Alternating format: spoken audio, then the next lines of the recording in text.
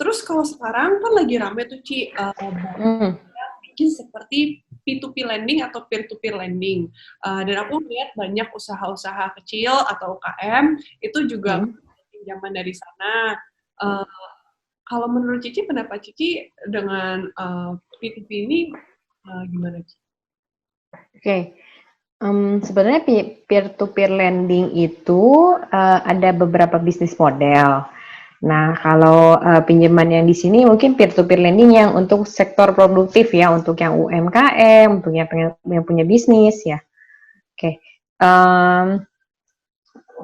Peer-to-peer lending ini sebenarnya sebuah solusi ya, kalau menurut aku.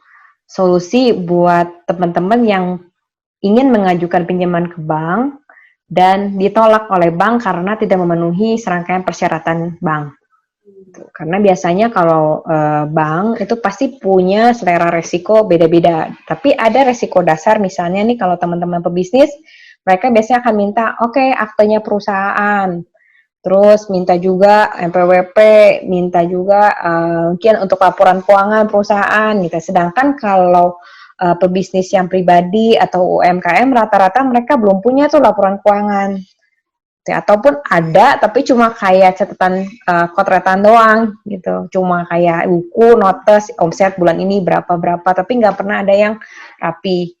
Nah, ketika itu biasanya jadi ditolak oleh bank karena sistem belum jelas, terus juga mungkin nggak jelas juga ini bisnisnya gimana, modelnya, kinerjanya tiap bulan bagaimana. Nah, karena itu sebenarnya hadir peer-to-peer lending. Peer-to-peer lending itu ibaratnya mempertemukan antara kita yang punya kelebihan dana dan orang yang membutuhkan dana. Dan di tengah-tengahnya itu jembatannya adalah sebuah perusahaan peer-to-peer lending. Mereka akan bantu untuk, kalau dari sisi investor, mereka akan bantu untuk menganalisa si peminjam ini tuh layak nggak sih diberikan pinjaman. Gitu. Jadi mereka biasanya ada beberapa yang memberikan rating A aman, rating D, E gitu, itu agak resikonya tinggi. Nah, dan teman-teman yang punya dana silakan berinvestasi sesuai dengan pilihan resiko mereka gitu.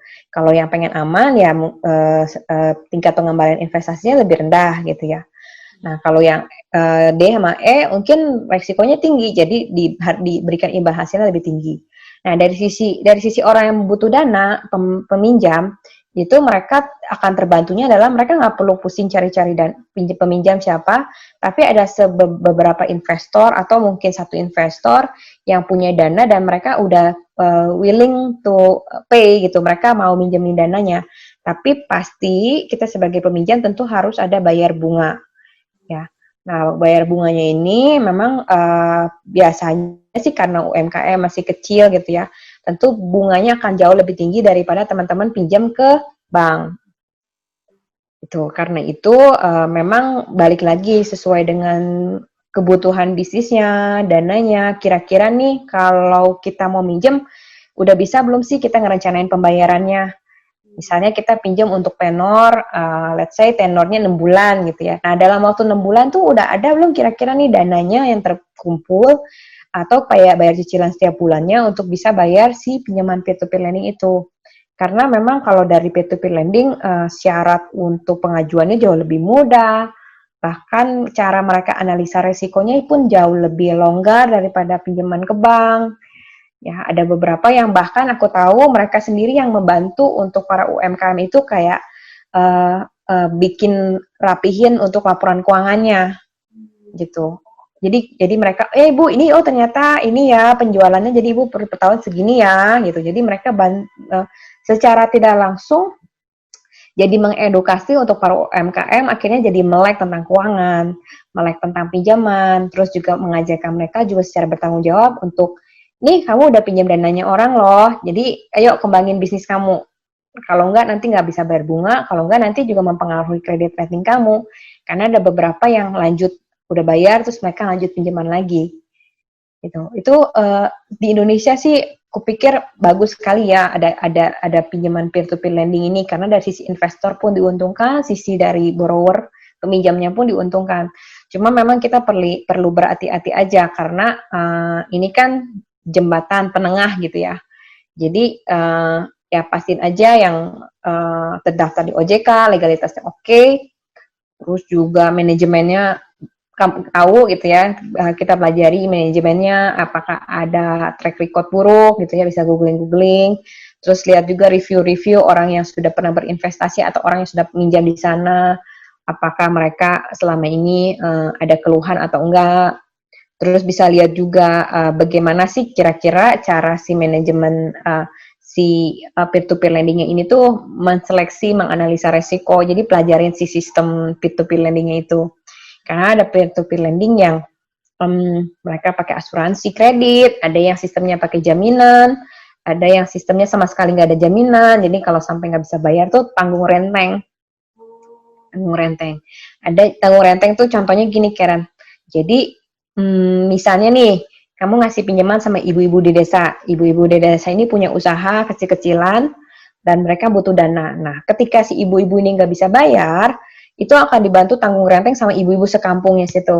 Wow, oke. Ya, jadi itu sistem manajemennya tuh mirip sama sistem yang di Garmin Bank yang di Bangladesh, apa di Garmin Bank deh, pokoknya nanti browsing. Aku lupa di Bangladesh atau di mana, pokoknya itu keren banget. Jadi benar-benar kayak ekonominya ekonomi masyarakat gitu. Jadi ketika misalnya satu nggak bisa bayar, akan dibantu support oleh masyarakat sekelilingnya. Cuma memang itu pun ada resikonya gitu ya. Kalau contohnya daerah tersebut misalnya kena bencana alam, ya rekan sekampungnya semuanya juga kena kan gitu.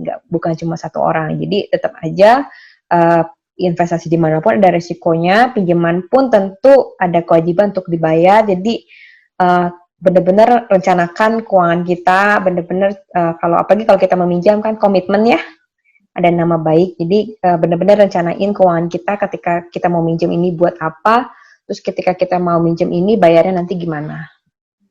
Oke, menarik banget. Oke, jadi P2P sebenarnya kalau menurut Ci Shirley ini bisa jadi solusi buat UKM maupun investor yang mau menginvestasikan dananya ya. Thank you for sharing, Ci. Oke, Ci, kita sudah menuju ke pertanyaan yang terakhir untuk sebagai penutup. Oke. Ini nggak banget ya. Udah 30 menit loh tadi kita ngobrol. Iya. Boleh nggak Ci sharing hal-hal apa aja sih yang perlu dipertimbangkan teman-teman? Mungkin kalau misalnya mereka ada keinginan atau sudah mulai memikirkan mau mengambil hutang, itu apa aja sih yang perlu dipertimbangkan? Oke, kalau mau mengambil hutang, ya tadi ya, pertama harus tahu dulu tujuannya mau buat apa. Sebaiknya sih memang kalau kita mau meminjam itu memang tujuannya untuk yang produktif ya, yang memang untuk menambahkan nilai pada mungkin pekerjaan kita, bisnis kita, atau untuk kita di masa depan nih. Nah, yang kedua, kalaupun memang buat tujuan konsumtif ataupun tujuan produktif, pastiin itu teman-teman memang punya kemampuan untuk bayar. Jadi kalau pakai angka nih ya, teman-teman misalnya gaji kita asumsikan 100%, nah cicilan teman-teman tuh per bulannya maksimum di 35% atau 1:3 deh. Ya, jadi ketika itu juga biasanya rasio yang dipakai untuk bank-bank ketika ada teman-teman mengajukan pinjaman KPR ke bank, mereka akan lihat nih kemampuan kamu penghasilannya setiap bulan berapa nih. Nah, biasanya mereka akan kasih plafon maksimum 1/3 dari pendapatan kita.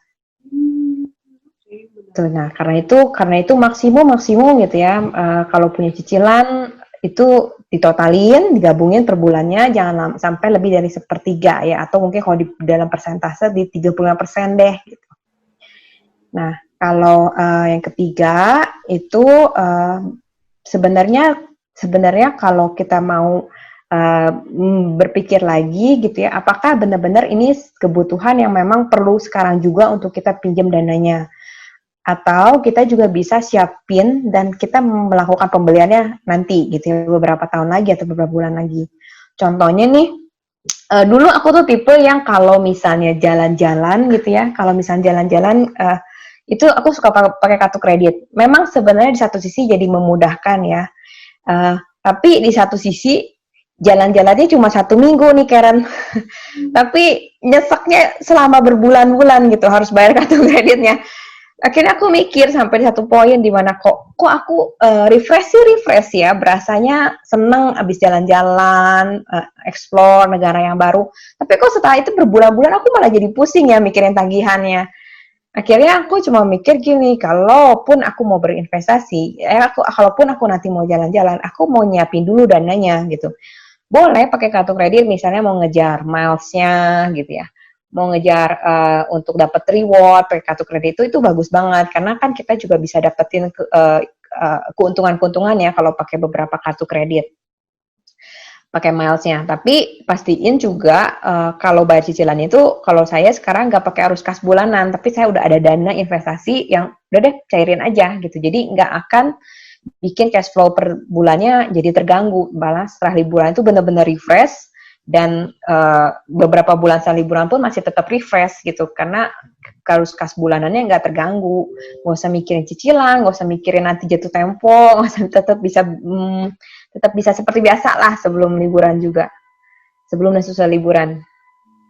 Iya bener banget, daripada udah selesai, udah seneng-seneng, tahu-tahu pulang-pulang jadi nggak refresh lagi, percuma dong semua ini. Iya, betul. Oke kalau gitu. Thank you banget buat waktunya Ci Shirley, buat sharing-sharingnya. Ini bermanfaat banget sih, banyak info-info baru yang aku baru belajar nih. Kayak tadi contohnya untuk berhutang, dimaksimalin kalau bisa 35% aja ya dari pendapatan. Terus apa namanya, kalau teman-teman mungkin ada dana, masih boleh invest di P2P atau misalnya ada bisnis, bisa memilih P2P sebagai satu solusi. Oke deh, Shirley. Thank you so much ya, Ci. Thank you so much, Karen. Sukses terus ya, Karen, buat usahanya sama YouTube-nya. Thank you, Ci. Bye-bye.